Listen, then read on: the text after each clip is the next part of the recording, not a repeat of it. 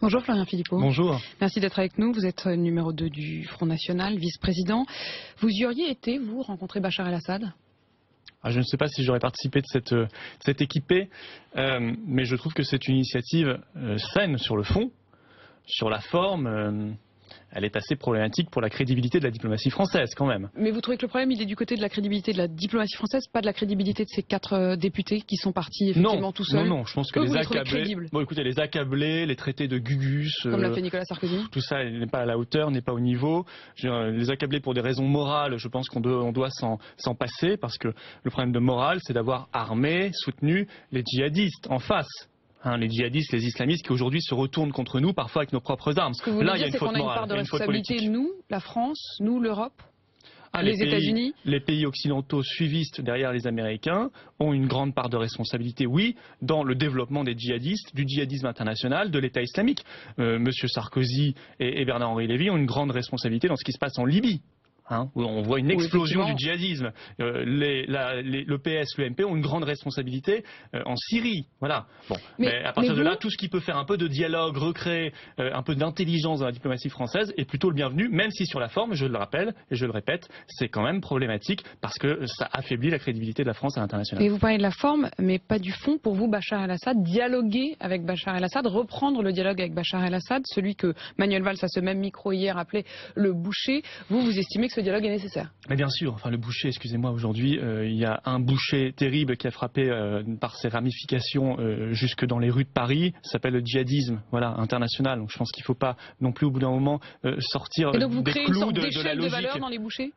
Et aujourd'hui, il se trouve que Bachar el-Assad, qui n'est pas mon ami, c'est pas nous qui l'avions reçu, c'était Nicolas Sarkozy encore une fois, en 2008, mais il se trouve qu'il lutte contre l'État islamique.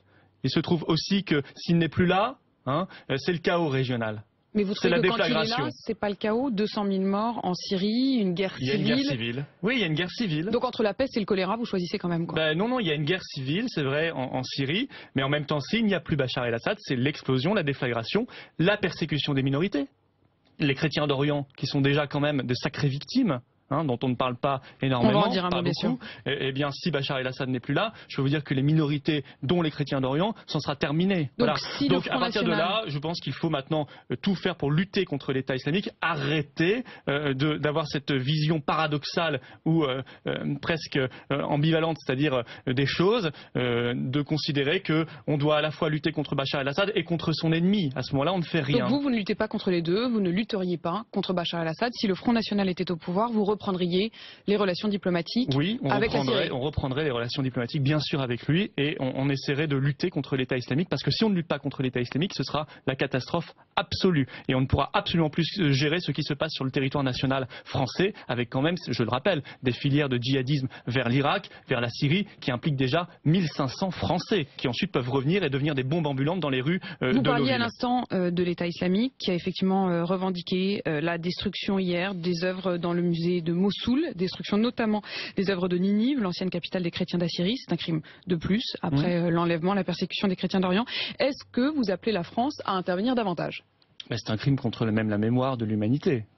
Non seulement ils mettent en esclavage des enfants, ils tuent des femmes, ils les violent, ils tuent, ils font preuve de barbarie, ils brûlent vifs, et maintenant ils détruisent la mémoire de l'humanité. Des choses qui ont des milliers d'années. Qu'est-ce qu'on fait? Qu'est-ce qu'on fait? Déjà, on remet la diplomatie française debout. C'est ce que nous disions juste avant. Vous estimez que la diplomatie française aujourd'hui n'est pas à la hauteur?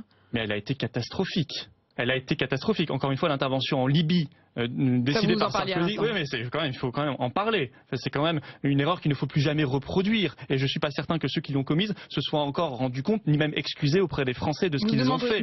Et pas simplement auprès des Français, auprès des Libyens eux-mêmes et des peuples concernés. Nicolas Sarkozy devrait s'excuser devant... Bien sûr. Bien sûr qu'il devrait s'excuser, c'est la moindre des choses. Et puis, il faut clarifier notre position en Syrie, nous en parlions. Pour le reste, redonner à la France la capacité de se défendre à l'intérieur, parce que la menace terrible sur le territoire national nous concerne au premier chef. Quand on parle de ce qui se passe à Mossoul, est-ce qu'il faut envoyer davantage de cela? Est-ce qu'il faut intervenir sur place? Qu'est-ce que la France, est-ce qu'il faut rentrer véritablement en guerre? Aujourd'hui, on ne peut pas intervenir, nous n'avons pas d'armée suffisante. Donc, je veux dire, on ne peut pas prendre les sujets les uns sans les autres.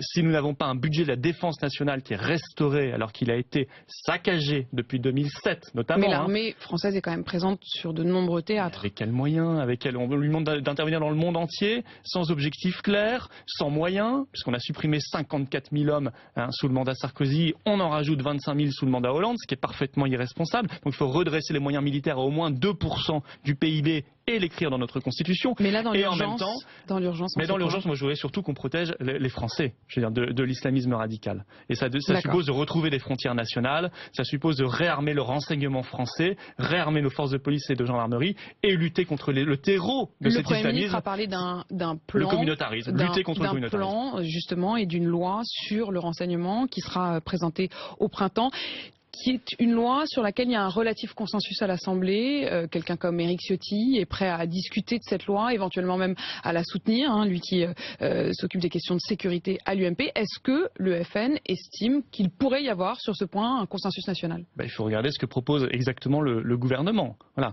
Si c'est du même acabit que ce que nous a annoncé Manuel Valls il y a quelques semaines, c'est-à-dire 400 millions d'euros sur 3 ans. Ça ne vous suffit pas? Mais c'est très très insuffisant. Je veux dire, 400 millions d'euros, il faut quand même que les Français se rendent compte que c'est la moitié même pas de ce qu'on va payer comme amende à Ecomove du fait du scandale de l'écotaxe. C'est même pas la moitié de ce que coûte chaque année l'aide médicale d'État réservée aux clandestins.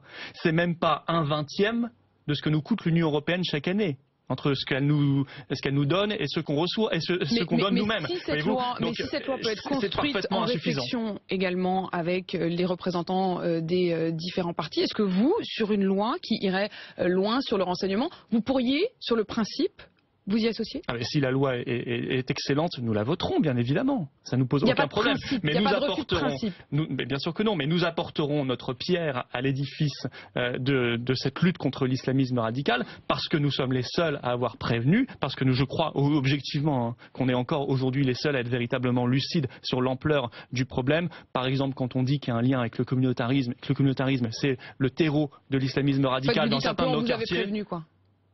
Non seulement on a prévenu la classe politique française, ceux qui ont pour l'instant les manettes, et j'espère qu'ils ne les auront plus demain parce qu'ils en ont fait n'importe quoi, mais en même temps on a les solutions, on a des propositions en tout cas. Je veux dire, il faut quand même prendre le sujet globalement. Le communautarisme aujourd'hui, personne n'en parle. Personne ne veut lutter contre lui, au contraire on l'encourage. Aujourd'hui quand même de la question du communautarisme et notamment des questions justement de la représentation de la communauté musulmane de France. Il y a eu ce plan lancé par Bernard Cazeneuve qui veut notamment que l'État puisse former des imams. Est-ce que vous estimez que c'est le rôle de l'État? Pas du tout, mais absolument pas. En plus, qu'est-ce que ça veut dire former des imams? Alors là, en l'occurrence, il dit donner une formation sur le fonctionnement de la République française, en termes de langue française, tout simplement. Oui, mais est-ce que M. Cazeneuve sait que dans le sunnisme est reconnu comme imam celui qui est reconnu comme imam par les fidèles, point. Il n'y a pas de clergé. Donc on va former qui? Donc vous trouvez qu'on prend le problème dans le mauvais sens? Moi je veux qu'on applique la loi de 1905 sur la laïcité et qu'il y ait une neutralité totale de l'État républicain. Donc on ne s'en mêle pas? Mais non, mais on doit lutter contre tout ce qui est contraire à la loi. Faire appliquer la loi, point. Ne pas l'aménager, l'adapter, s'adapter. Parce qu'on s'adapte. Donc pour vous, l'État ne doit pas accompagner la représentation de l'islam de France? Non, parce que c'est aggraver le communautarisme. Il y a déjà eu le CFCM. Sarkozy a fait le CFCM. C'est un échec radical. Ça a encouragé la guerre entre les islams étrangers, c'est-à-dire l'Algérie a voulu intervenir, le Maroc, la Turquie, l'Égypte, etc., etc. Si on n'a pas d'interlocuteur du côté des instances musulmanes, ça ne vous dérange pas? Mais c'est à eux de s'organiser s'ils le souhaitent, s'ils en sont capables. J'en doute beaucoup. Sinon, moi, je demande simplement, et beaucoup le font déjà, heureusement, à nos compatriotes de confession musulmane de respecter la loi républicaine française. C'est tout ce qu'on doit leur demander, ni plus ni moins. C'est déjà beaucoup, mais c'est déjà assez. Je veux dire, pour le reste, l'État doit arrêter de vouloir financer en sous-main, parce que c'est ça. Moi, quand je lis que M. Cazeneuve veut, je cite exactement, promouvoir les réalisations de l'islam, ça veut dire quoi? C'est-à-dire qu'on va passer par le culturel pour financer le cultuel. Et donc bafouer la loi de 1905. Quand je vois que les députés UMP pour vous, Bernard Cazeneuve soutiennent ça, la loi de 1905. Mais oui, il n'est pas le seul. Mais leur mairie déjà, UMP et PS, contourne la loi de 1905 sur le terrain. Elles financent déjà des lieux de culte, des mosquées de manière illégale, parce qu'elles offrent des terrains, parce qu'elles transforment ça en culturel, encore une fois, alors qu'on se rend compte qu'en fait c'est un lieu de culte. et non pas un lieu culturel. Bon voilà, faire respecter la loi, remettre la République debout, retrouver de l'ordre, de l'autorité républicaine partout en France sur chaque mètre carré du territoire national. Ça, c'est un vrai programme. Il y a eu une bonne nouvelle, quelques nouvelles réconfortantes, le chômage, une baisse des demandeurs d'emploi. Alors c'est très faible, mais 19 100 en moins. Est-ce que vous vous réjouissez? Je me serais réjoui si la baisse était réelle. Et or, déjà, je voudrais donner une petite précision. Je suis assez agacé qu'on donne le chiffre du nombre de chômeurs sans jamais compter l'outre-mer. L'outre-mer fait partie de la France. Mais c'est pas la première fois ce mois-ci. C'est oui, alors changeons une bonne fois pour toutes. Moi, j'en appelle aux responsables des statistiques au ministère de l'Emploi. On arrête d'avoir différentes catégories, on met tout dans un pack. En France, il y a 5,53 millions de chômeurs. Et non pas 3 millions comme on compte habituellement. 5,53 millions de chômeurs, catégorie A, B et C. Et sur les catégories A, B et C, en comptant l'outre-mer, bien sûr, il y a eu 16 400 chômeurs de plus en janvier et non pas 19 000 de moins. Pourquoi vous voulez toujours voir le verre à moitié vide plutôt qu'à moitié plein? Non, moi je vois surtout un gouvernement, quels que soient les gouvernements, qui veulent toujours voir les verres, même qui débordent, même pas à moitié plein, qui débordent. Il n'y a pas eu vraiment de triomphalisme ni d'un côté ni de l'autre là hier. Je me souviens de François Hollande qui arrive et qui nous explique que sa courbe du chômage, elle s'est pas inversée. Voilà, que la courbe s'inverserait et puis que la reprise était au coin de la rue et puis que voilà, mais c'était pas le premier. Même Lagarde, souvenez-vous, quand elle était ministre de l'économie, nous faisait le même coup. Disons que pour une fois, ça va un peu moins mal. Et même ça, vous n'avez pas franchement envie de vous en réjouir? Parce que je n'aime pas quand on ment aux gens. Je veux dire, quand il y a 16 400 chômeurs de plus, malgré 48 000 radiations administratives en hausse, 48 000 radiations administratives en janvier, eh bien, ça n'est pas une bonne nouvelle. Le gouvernement ment. Et puis, de toute façon, comment voulez-vous que le chômage baisse si on n'a pas de croissance? Or, on n'a pas de croissance. Comment voulez-vous, par magie, ça baisserait?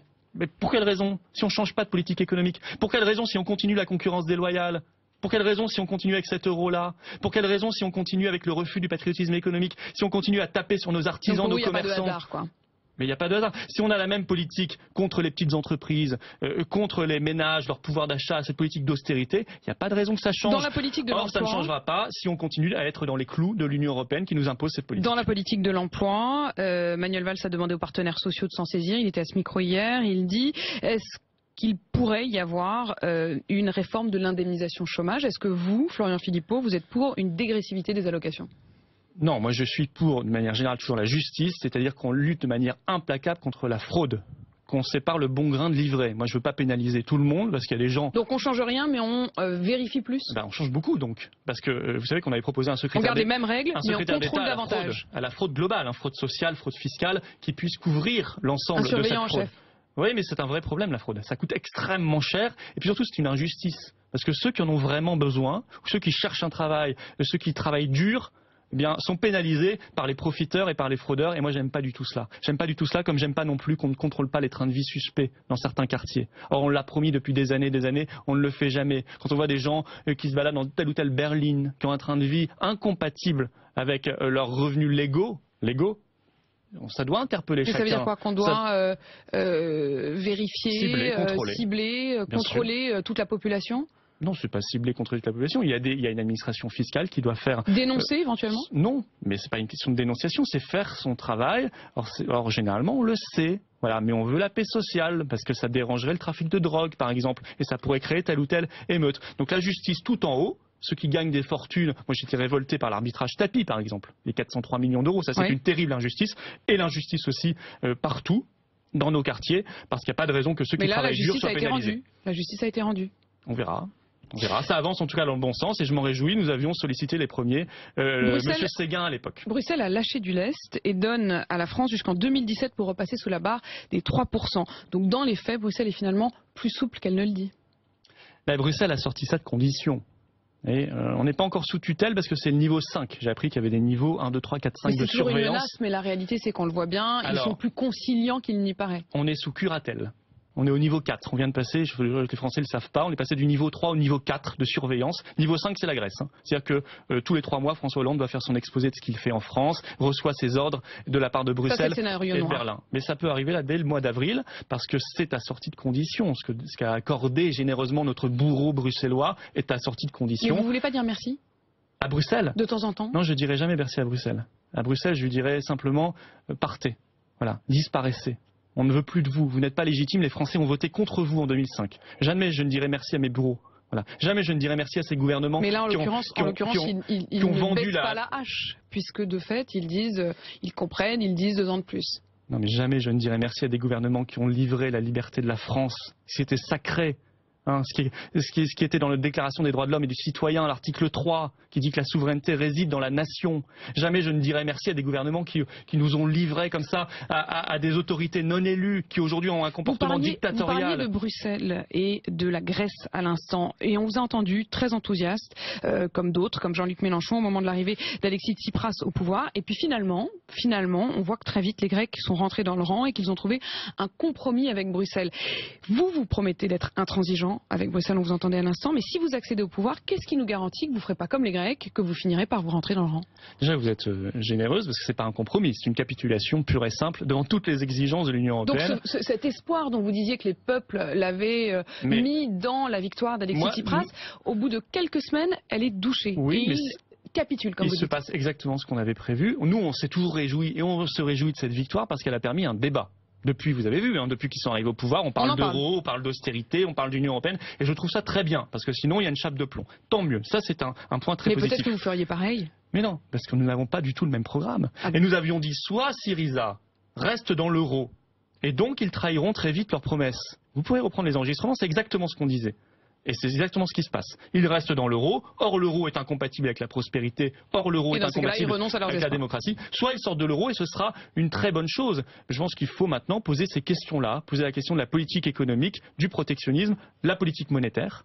La question de l'euro, c'est un grand débat en Italie, il faut qu'il arrive en France aussi. Et puis la question plus généralement de la légitimité des institutions européennes, qui sont quand même de plus en plus dictatoriales. Moi, j'accepte pas en démocratie et en république. Je dis ça à tous les donneurs de leçons de républicanisme, l'UMPS, qui ont accepté que la France soit sous tutelle. Je trouve que c'est très républicain, ça. Moi, je trouve que c'est parfaitement anti-républicain. Quand le peuple français n'est plus libre et ne décide pas de son destin, alors on n'est plus en république mais en démocratie. Le peuple français, il va pouvoir voter. Ça sera les départementales. Manuel Valls a désigné hier le FN, je cite, comme l'adversaire principal. Il était en campagne à Carcassonne. Et pour vous, l'adversaire principal, c'est qui? C'est le PS? Mais l'adversaire principal pour nous, c'est le chômage, c'est l'insécurité, c'est la baisse du pouvoir d'achat. Donc il se trompe d'adversaire. Oui, c'est la baisse des petites retraites. C'est ça notre adversaire, c'est l'immigration massive. Et je suis assez... il nous refait le coup des municipales, mais il a rien d'autre à faire, Monsieur Valls, Premier ministre. Vous estimez que c'est pas son rôle? Non, je pense qu'il y a un mélange des genres assez grave. Il n'a rien d'autre à faire en tant que Premier ministre dans un pays qui a 5 millions et demi de chômeurs. Faire campagne pour vous. Oui, faire campagne pour le Parti Socialiste. Puis c'est payé par qui? Alors le PS dit qu'il paye tous les déplacements campagne et non pas Matignon. On vérifiera. On vérifiera ça. Vous avez des doutes? Oui, j'ai de sérieux doutes. Oui. Ce serait pas payé par l'État par hasard. La campagne du Parti Socialiste serait pas payée en partie par l'État. En tout cas, dans les cantons où se déplace Monsieur Valls. Le Parti Socialiste affirme payer tous les déplacements. Nous vérifierons cela. Parce que j'ai bien peur que ce soit pas le cas. Non, je crois que vous couvrez tout le territoire. Vous couvrez tout le territoire avec vos candidats. Monsieur Valls, ça traduit quelque chose. Monsieur Valls, ça traduit quelque chose. Ils sont en panique générale. Ils parlent tous du Front National. C'est visiblement le mot que vous vous êtes passé, puisque c'est le mot qu'avait également Marine Le Pen hier au salon de l'agriculture cette semaine. Ils sont tous allés au salon, que ce soit Sarkozy, Le Maire, Juppé, Valls, Hollande. Ils n'ont pas parlé de l'agriculture, ils ont parlé du Front National. Sauf Nicolas Sarkozy qui a dit qu'il ne voulait plus parler de cette dame en parlant de Marine Le Pen. Oui, toujours avec son élégance naturelle, cette dame. C'est très courtois. On le reconnaît bien là, le Nicolas Sarkozy du Casse-toi pauvre con. C'est un peu ça. C'est un peu le remake de Casse-toi pauvre con pour vous. C'est son style, voilà. C'est le style Sarkozy, toujours très élégant et très courtois. Je voudrais quand même qu'on en parle de vos candidats. Mais je pense qu'ils ont perdu la boule. Emmanuel Valls aussi, il ferait mieux de s'intéresser aux problèmes des Français. Il a perdu la boule, Nicolas Sarkozy, il a perdu la boule, ils ont tous perdu la boule. Parce qu'ils sont obsédés par la dynamique du Front National, ils ont peur pour leur place. Ils ont peur pour leur place et ça se voit. Il ferait mieux de travailler aux problèmes des Français. En tout cas, nous on fait campagne sur le fond, le fond des problèmes. Vous faites campagne, effectivement, partout. 7640 candidats FN au départemental. Mais à quel prix? Est-ce que vous n'avez pas bâclé le recrutement? On voit qu'il y en a certains qui sont obligés d'être dédits de votre part pour avoir tenu des propos comme Marie-Josée de Saucy, qui est candidate FN dans les Pyrénées-Atlantiques, qui dit sur Facebook qu'on les mette dans un bateau et qu'on les fasse couler au milieu de la mer et de l'océan à propos des musulmans. Oui, ces quelques cas scandaleux passent et passeront en commission de discipline et seront et vous avez bâclé les recrutements, exclus ou suspendus pour les, vous avez voulu en pour faire les plus trop scandaleux. Non. Non, pas du tout. Nous avons aujourd'hui 7648 candidats.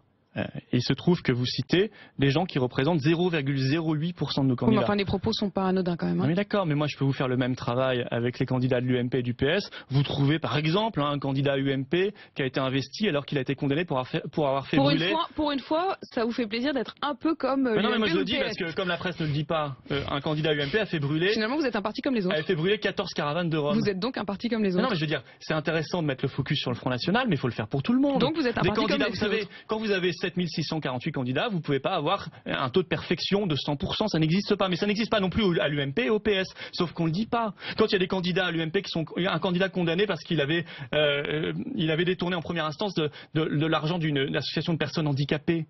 On l'a dit ça? Donc vous On le vous dit pas. excusez Bon. par les fautes des autres. Non, je dis nous prenons nos responsabilités, mais il se trouve que nous avons 99,90% d'excellents candidats qui font campagne sur le terrain sur les politiques Florian départementales. Philippot, après les départementales, il y aura les régionales. Jean-Marie Le Pen est candidat au régional en PACA, mais Marine Le Pen a précisé qu'il ne siégerait pas. Est-ce qu'il n'est pas temps du coup qu'il prenne sa retraite? Pourquoi il ne siégerait pas? Parce qu'il est trop vieux? Je ne sais pas quelle est sa décision exacte là-dessus. Je sais qu'il part en tout cas en campagne en PACA. Oui, on nous a dit la même chose aux européennes. Et puis il a fait plus de 28% dans sa grande région. Voilà, ce qui prouve que les électeurs ont voté pour lui. Vous savez, la C'est la question... seule chose qui importe, le fait de siéger, d'utiliser, d'exercer ce pouvoir. Mais non, ensuite, le seul il n'y a juge... pas mal d'hommes vis-à-vis des électeurs. Ils élisent quelqu'un qui ensuite ne siège Les pas. électeurs sont libres d'élire qui ils veulent, de voter ou pas voter pour quelqu'un. Et il se trouve que les électeurs français, qui sont les seuls juges en démocratie, ont voté massivement pour les candidats du Front National et pour Jean-Marie Le Pen aussi aux élections européennes en 2014. Voilà, donc il est candidat dans la région qu'il connaît bien. Mais je ne sais pas, il faut lui demander à lui. Mais vous estimez que c'est pas le moment, quoi. Il peut encore continuer C'est pas un à moi peu, d'estimer même pour en ne quelqu'un. siégeant Moi, pas. j'estime pour moi. Voilà, j'estime pour moi, c'est déjà pas mal. Et pour vous, Chacun resteriez estime pour pas, soi-même. vous pensez que vous ne resteriez pas comme ça, candidat, même quand vous ne pouvez plus siéger? Il se trouve qu'il a une sacrée forme, voilà. Non, mais c'est vrai, et tant mieux pour lui. Et je veux dire, bon, après c'est sa décision, c'est sa responsabilité, et ensuite c'est la décision souveraine des électeurs français. Je peux pas vous dire plus que ça. Franck Ribéry veut devenir allemand, ça vous inspire quoi? Franck Ribéry veut devenir allemand. Écoutez, moi je trouve ça toujours triste quand on quitte la nationalité française. Voilà. Pourquoi il veut devenir allemand? Il veut devenir allemand, il dit qu'il ne se ressent plus, qu'il ne se reconnaît plus dans la France, qu'il ne lit plus les nouvelles françaises et qu'il préfère finalement l'allemand. Si on se sent plus français, alors à ce moment-là, il faut en tirer les conclusions et les conséquences. Je trouve ça bien triste, bien triste. Merci Florian Philippot d'avoir été notre invité.